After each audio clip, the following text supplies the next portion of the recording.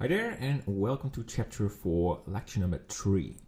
So in this lecture we're going to deform the terrain plane and positionize the camera again so we have a nice composition. We can see the waterline and maybe we need to move the camera a little to have a nice spot. Good. So for now we go to the top view, press 7 and go to the edit mode and just left click somewhere in this space, press C and scroll a little so your selection circle is bigger and start selecting some of them.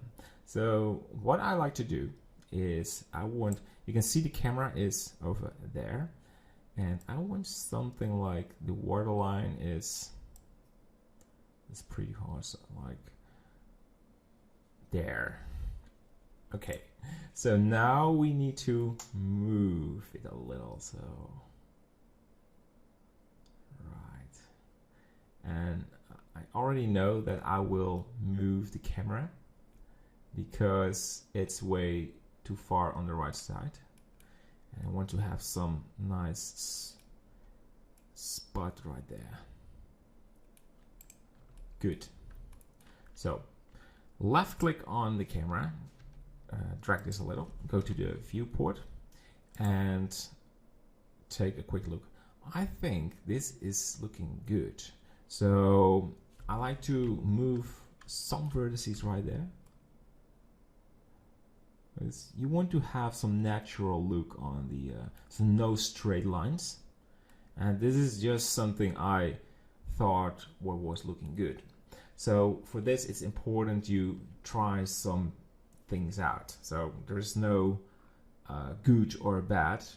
It's your designer perspective or your artist perspective, how you want it.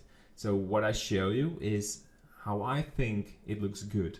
But of course, it's not the best way. This is a tutorial and I'm showing you how to use the tools.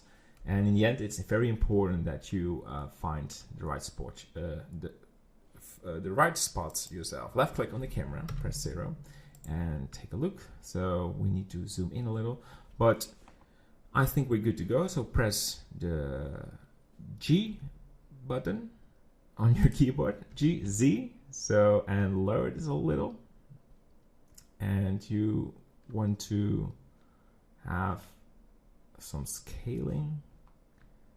I think this will work out well. So we have something like this. So again, we're going to do this again. So press Tab, Ctrl Z, Ctrl Z, Ctrl Z. So we have selected it. And also in this view, or that view, you press G, Z, and you move this. But because we won't see the camera perspective, I prefer to have a view from the camera. So press G, Z, and move this a little. If you do it this way, you have a very long stretched landscape, but if we make this smaller, there's a more natural look, so it's fading into the ground. And we're going to add a water layer. So we want to have some depth in the terrain and water bottom. Good. So something like this looks good to me. You can see it's look pretty rough, so right click, shade smooth. That looks good. And I like to add mesh plane, and this plane will be the water. So we go for new, and we go to the viewport and make it a little blue. All right, very good. I think the plane is a little bit inside of the terrain. Yes, there it is. And the same for the water plane. We want to scale this by 100. So we go to edit mode, press 100, and there we go. Call this water, and it's stored in the terrain. So what we will do is move it a little bit downwards so it's in line with the terrain. So press G, Z, and scale this. So let's go to the camera viewport. We have something like this, and later on, if you want to put it a bit more upwards, you can change that, but I think a perspective of this looks good.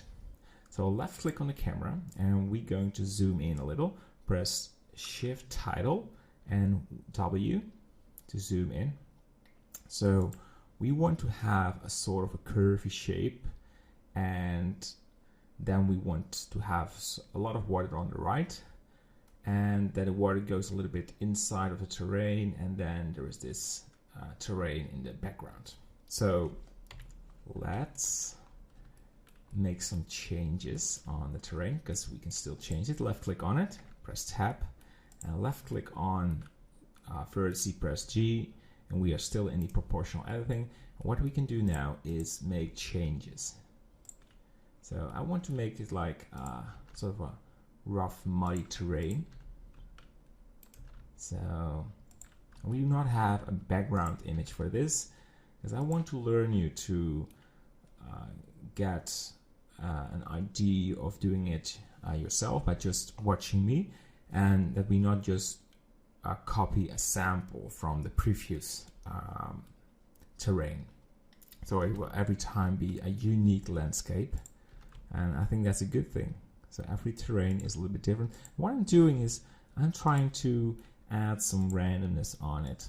I think that later on we will use displacement, but yes, I like to start with adding just some of these, because you will find all these sort of heaps inside of the muddy terrain in real life. At least in the Netherlands we have it. Alright, so you can see the terrain is very flat, but yeah, later on we will add some little hills and other things. I like to do two more things, and that is adding a sort of canals inside of the water. So grab some lines. So this row of vertices, it doesn't matter if it is this row or that one, but just a row, and you press the G and move it down, G, Z. So we have this canal, and I want to have a very small one, something that looks like this. And let's add one more. Yeah. And press G, Z, and move it downwards. So the great thing about the water is you can see the water line. And press camera view, press 0 to go to the camera view. I want to have a sort of a small hill where we're going to put the medieval wall on. And it needs to be centered on this spot, so we have a nice wall right there, and that is good for the composition. So let's select this area. So that one. And press G, Z, and not too much. We just want to have a small hill. Yeah, that looks pretty cool. And you can deform this as well, but it's important you create this. And I think we can scale this a bit more by just dragging it GZ a bit more upwards. Yeah, it looks more natural. And make some small hills on the terrain, so not everything looks equal. And there are multiple ways of doing this. Some people like to add displacement with clouds, and you get a very yeah, displaced landscape. But we will do this later with our terrain. There are no hills in this terrain, just some small variations of heat in it. Good. So nice hill, some small canals, and same for the canals. You can add some randomness by changing these vertices. Oh, left click and move them just for the randomness, because it looks very fake if these look so straight. There are always some landscape imperfections, so try to do this yourself a little. Again, don't try to copy every action I make. I know I'm the instructor, but it doesn't mean you need to copy everything. It's just that you know, as I repeat myself, know to use the tool set. And that's pretty important. Good. So some nice deformations, and I think we will later on make some changes on this little hill. We maybe need to make it bigger or smaller, and I think that we can do this right now. Add a small curvy size in this. So there is an not quite sure how you call it, but I want to create it. Yeah, this is good. So we have some nice curvy space. Good. All right. So in the next lecture, we will focus on adding the medieval wall. So this is it for this lecture, and see you in the next one. Bye-bye.